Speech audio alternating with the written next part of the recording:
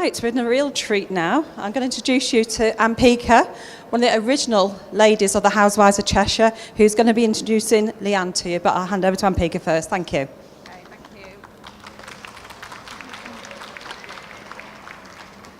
Hello everyone, so nice to see you ladies and gentlemen. Take time out on Saturday morning to come and talk about Leanne Brown's fabulous book. May I introduce to the stage Mrs. Leanne Brown, the original Housewife of Cheshire.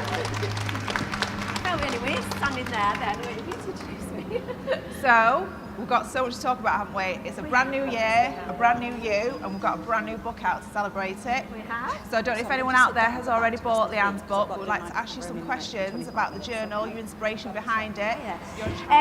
So yeah, the book, it's a self-help journal, and my inspiration behind it is just, I've kind of been on this journey and this transition for the last 5 years really, from before I did the Housewives and learning so much about myself and who I wanted to be, finding my identity, finding my purpose, my involvement with the charity.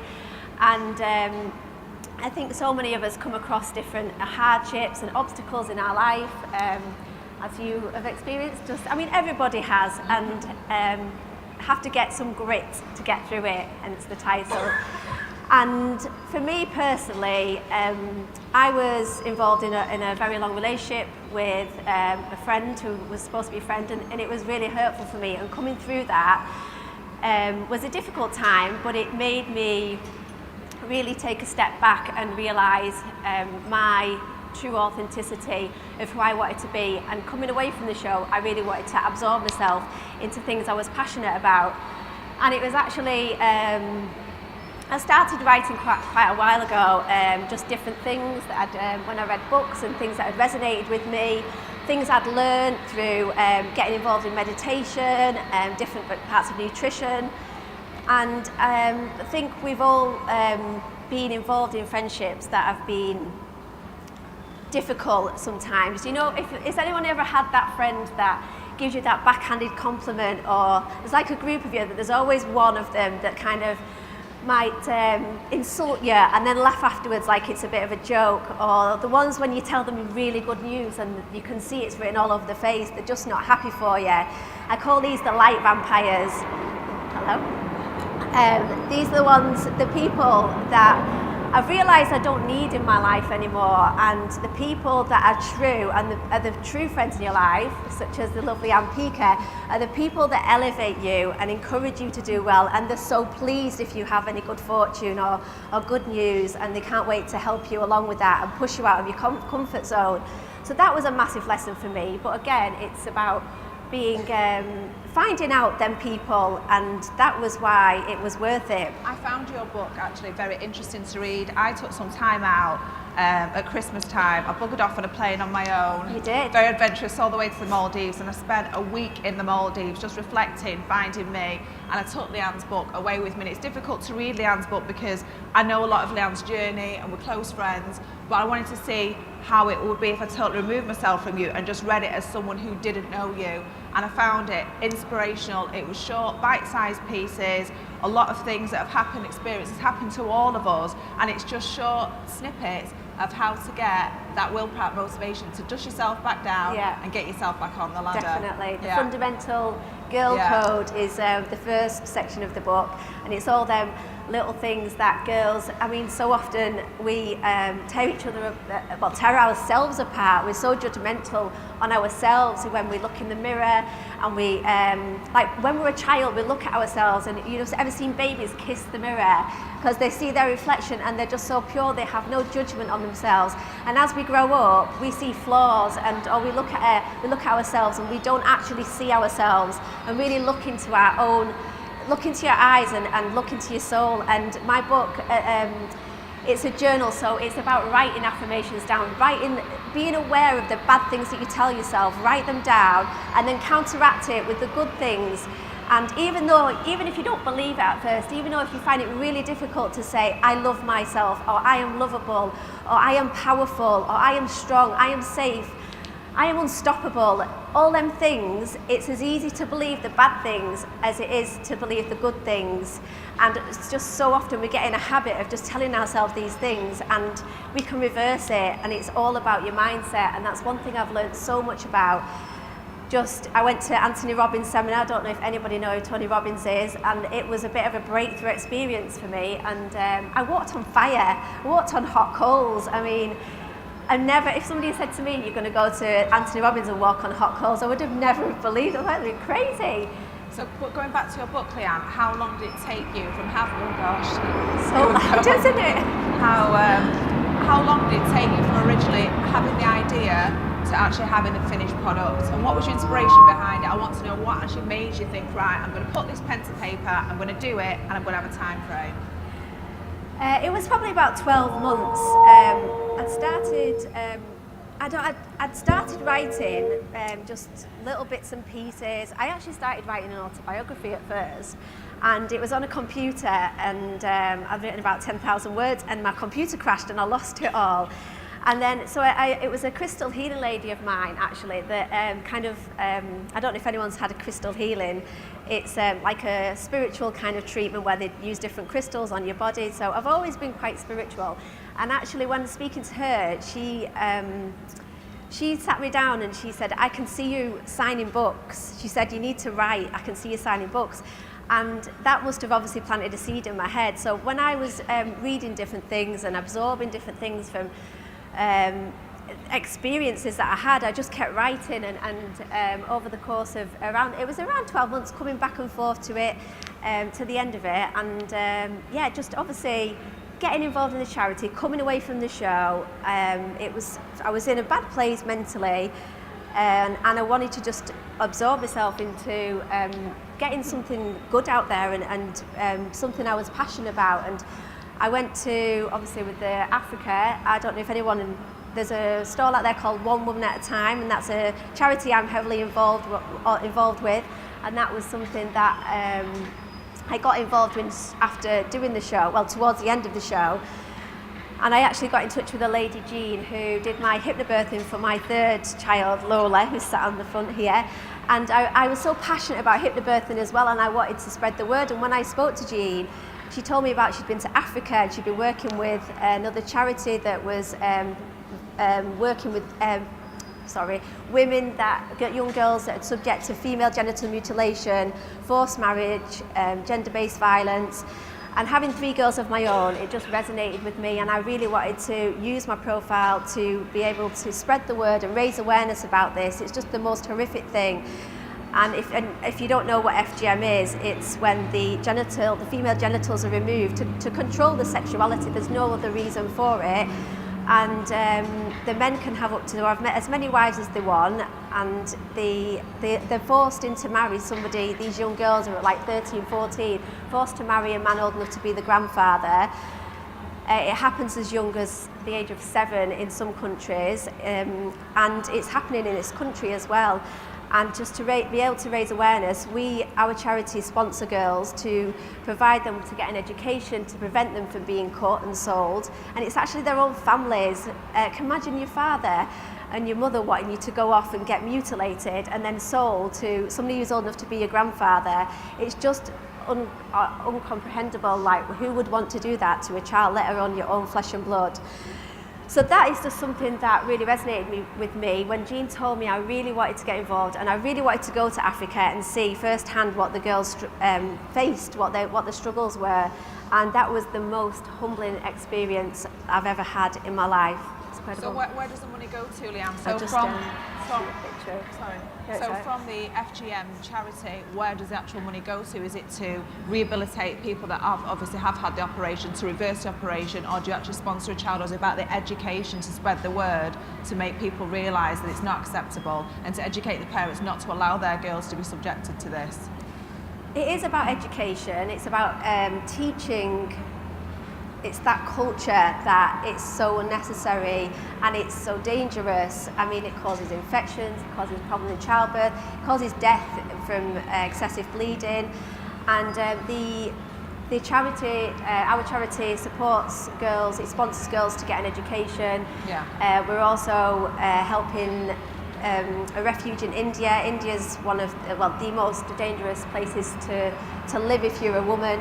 In this country, we've been working with an operation called Operation Limelight that are helping stop girls getting taken out of the country to have the procedure done.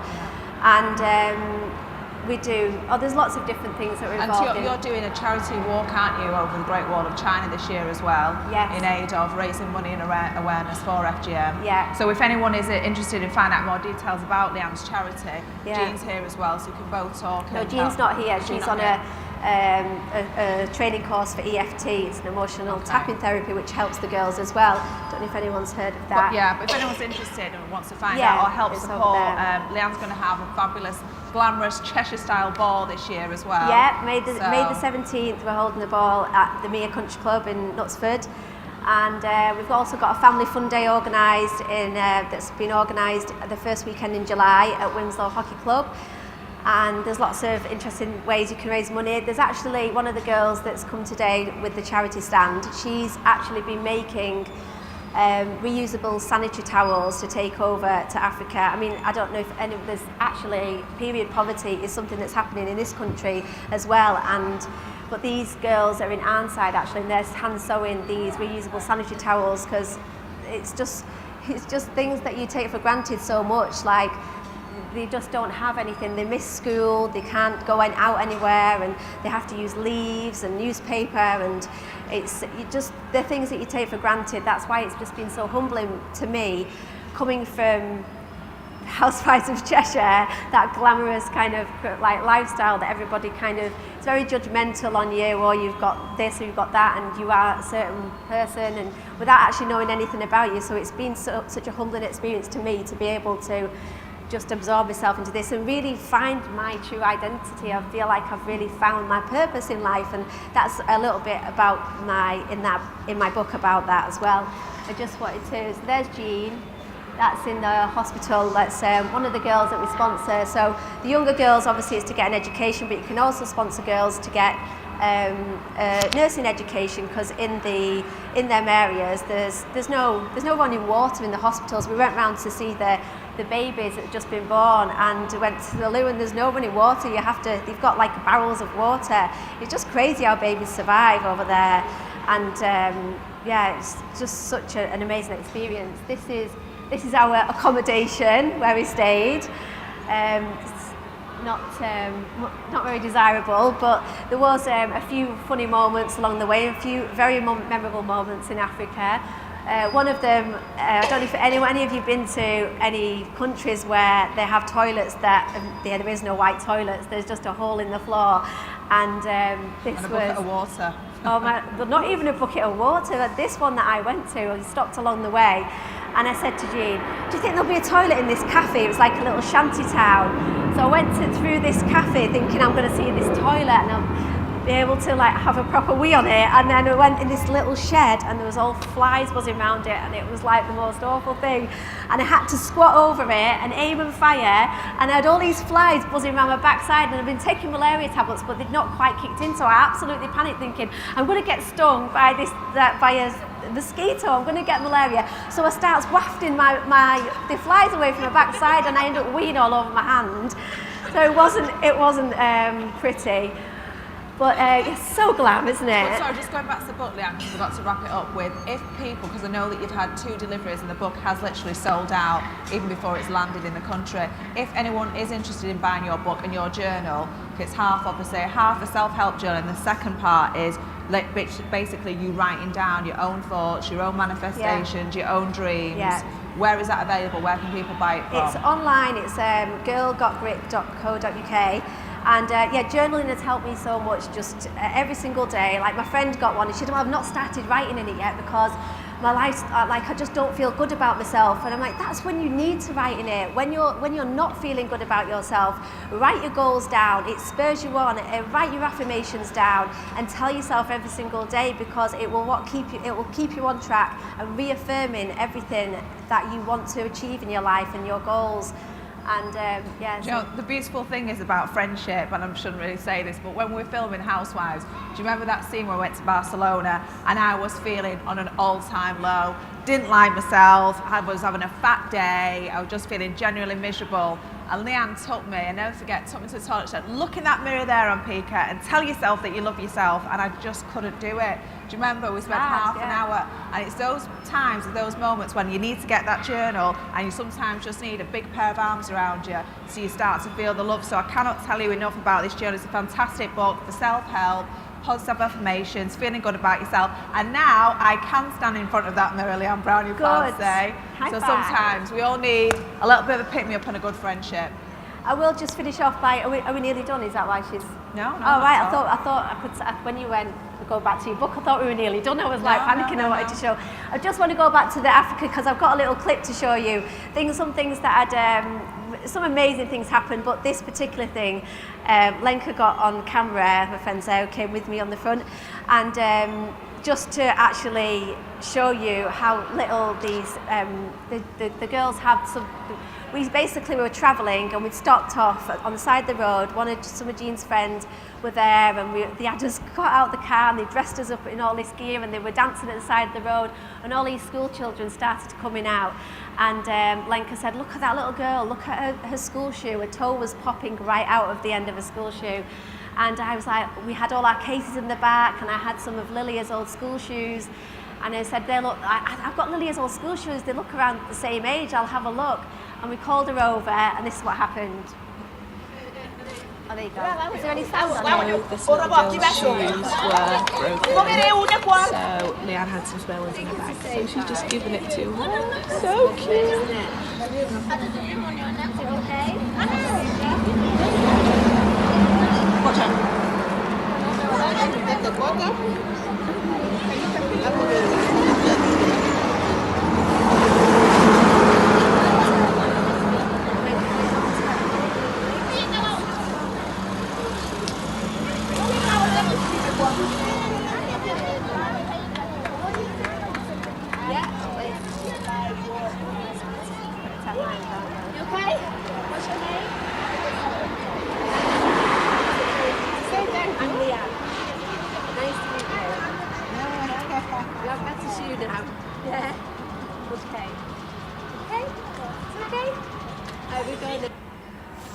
So that day, Valentino got a new pair of school shoes. So going back to where it all began for Housewives, how many episode series did you do, Leanne? I did all, the first 6 series. Did you do 5? I did 5 there, way before. Yeah. Like I say, I don't regret doing the show. Do you regret doing this show? No, not at all. I never have regrets about anything I I've done. don't. Everything has happened for a reason to take you to a place in your life that you need to be at. Yeah. If I hadn't done the show, I wouldn't have got the profile to be able to help the charity. I probably would have gone to Africa. I wouldn't have written my book. It's like that sliding doors moment. If anyone's been in a situation where they thought, oh God, I really regret leaving that job or leaving that fella or leaving that relationship, whatever, even though if you've done something, you've made a decision and it feels like you're still in the thick of it, you're in the middle of the transition of where you've come away from, it will get better, and you will look back and you will realise that leaving that situation was the best decision. It's just keeping going, keeping forward, keep your head up, keep writing in your journal and believing in yourself. And there's always a reason. Imagine if you hadn't have done, if you got through it and you look back, I imagine if you hadn't have done something and how your life might have been different in the present day. So I think a lot of people as well, from watching the TV show, get this like glamorised perception of how everyone lives in Cheshire and how Leanne Brown lives. Can you just share it with everyone? What is a typical day for Leanne Brown in the Leanne Brown household? A typical day, well at the minute it's probably, well just obviously not on a Saturday and a weekday. My mum helps me a lot, so she comes up, she lives in Cumbria still, but she comes up and helps me with the kids. Wes has finished football now, so he's around, so he's really good and hands-on, so we'll get up for school. I'll try, if I can do, even if it's just lying in my bed, I will always try and put a 10-minute positive affirmation, or even just lie there and just think about things, at least 3 things in my life that I'm grateful for. And it's something that you might think it's so tedious, and you might think, oh, it's a load of crap, doesn't work, but just having them thoughts to start your day off, or doing positive affirmations to yourself, will automatically create a better mindset for you going forward, and I guarantee you will have a better day because it will just continue to do so. And gratitude is something that it just grows. The minute you start feeling grateful for something, even if you think there's nothing to be grateful for, even if it's your bed that you're sleeping in at night, a roof over your head, the car starting in the morning, the sun shining, anything, and the more you think about all these amazing things around you, and not imagine getting up and dreading going to work or dreading doing something. Does it feel strange now Wes is back at home? Because obviously Wes has been playing football and he's played football all around the world, so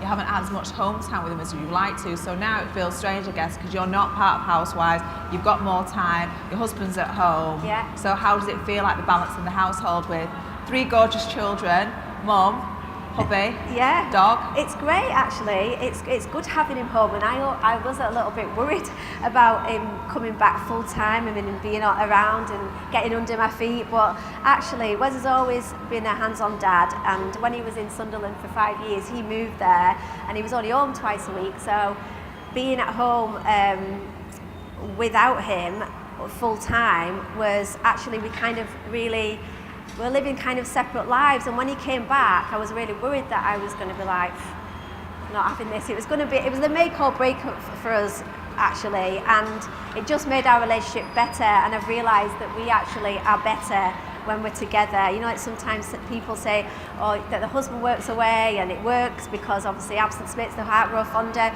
but we are definitely better together, and yeah, he's as hands-on as I am, like taking the kids to school, picking them up. And you're saying more time on your hands. I'm that busy with like this, organising stuff for the charity, with the book, events, and yeah, I'm just really enjoying everything that's going on at the minute. I've seen quite a few on your Instagram posts of you two exercising together, so you're still keeping it up, because obviously talking about positive thinking, embracing positive thoughts, that all goes with exercise Everything. as well, doesn't it? Yeah, I just, there's a mind, what is it, well-being, there's a charity out there about mental health and stuff, and I was just chatting to him earlier and just saying how it's just so important. You can go to the gym, but if your mindset isn't right, you can go to the gym as much as you want. You need to have everything is in sync, isn't it? Yeah. Your mind, you spiritually, your mind, body and soul, it's all in sync, and you can't have one without the others. You need to work on everything, and it needs to be continuous. It's no good waking up, going to the gym once and then thinking you're going to get the perfect body. The same with your mind.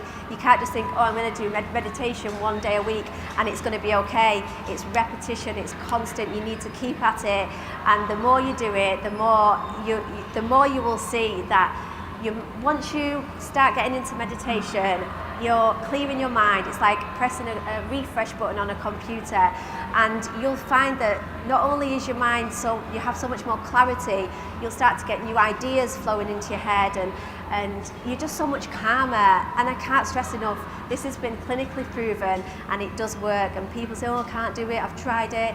Oh, I don't really do meditation on my own. I did meditation, and it's just Google YouTube, put guided meditation. I put it on before I go to sleep.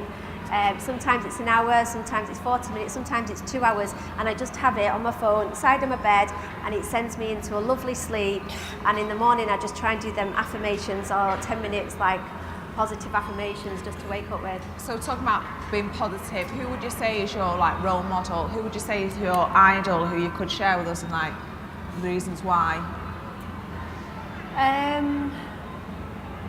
Got so many. I think probably Jean has been from the charity, the founder of the charity, Jean Anderson. She's kind of has been such an inspiration meeting Jean, and she just works tirelessly just to create a better life for women in general, and obviously just empower other people, and to see how she just continues to do so.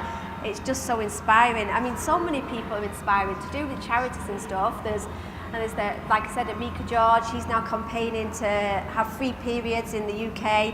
It's already been done in Scotland, and she's continuing to do that.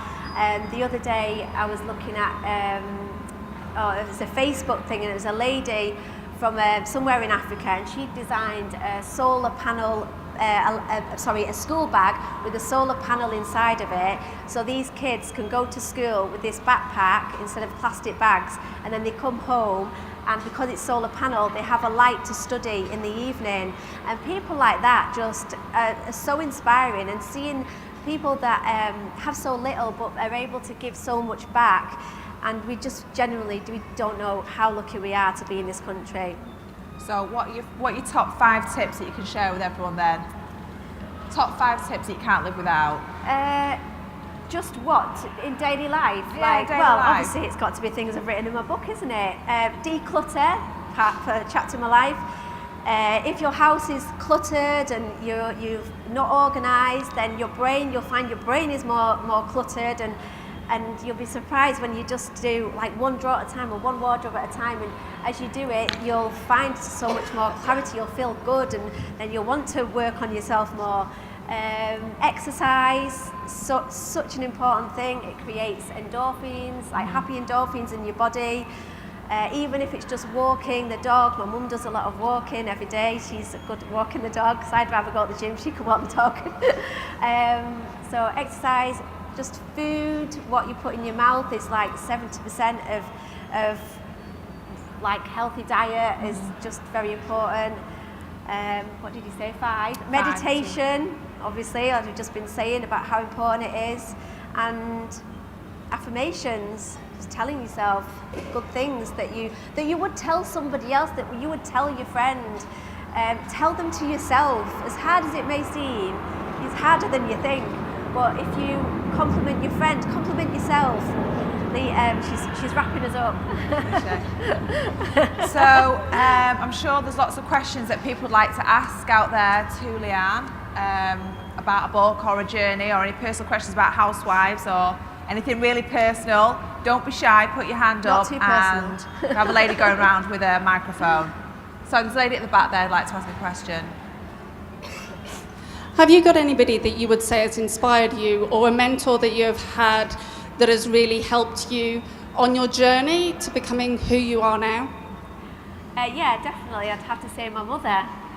My dad left when I was 13, and my mum worked 3 jobs, and she raised me and my brother practically on her own from then. She worked damn hard, and she's shown some grit, and I've definitely learned from her, although there's been like a long period in my life where I didn't really work so much, did I?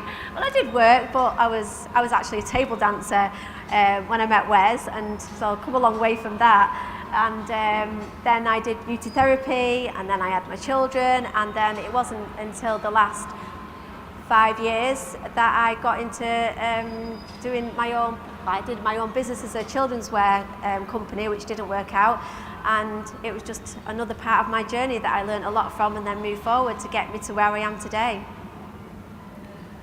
We got any more questions? So what was your kind of shift then? So from where you were when you weren't happy with yourself, like what was that kind of key moment that kind of was like, do you know what, I'm going to pick myself back up again and sort myself out type thing? I think Tony Robbins was 2 years ago in April, and I was doing Housewives then, and that was kind of like, although at the time I didn't think, I thought, right, I wanted to like follow his steps, and I kind of did a lot of the things I'd learned from him, and then it kind of fizzled out again, and obviously continuing to do the show, it was like probably the last series I was just so sick of being in that environment, and sick of being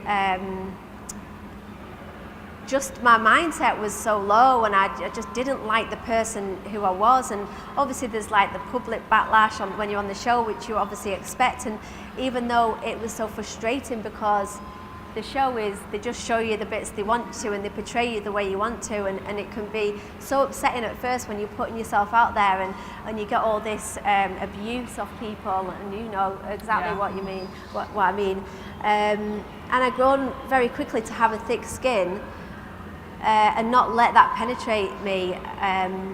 But yeah, I just think that was probably towards the very end of the show. It was that the last few episodes, and I was like, I'm not doing this anymore. I can't be in this environment. I know I want to do something that I'm passionate about, and that means something to me, that makes me feel good, and that didn't make me feel good, and that was probably it. And then it just kind of ricocheted from there, really. Well, thank you, ladies. Huge thank you to Ampika for coming on to do the interview. Thank you for Leanne for being so honest and open. Thank you very much.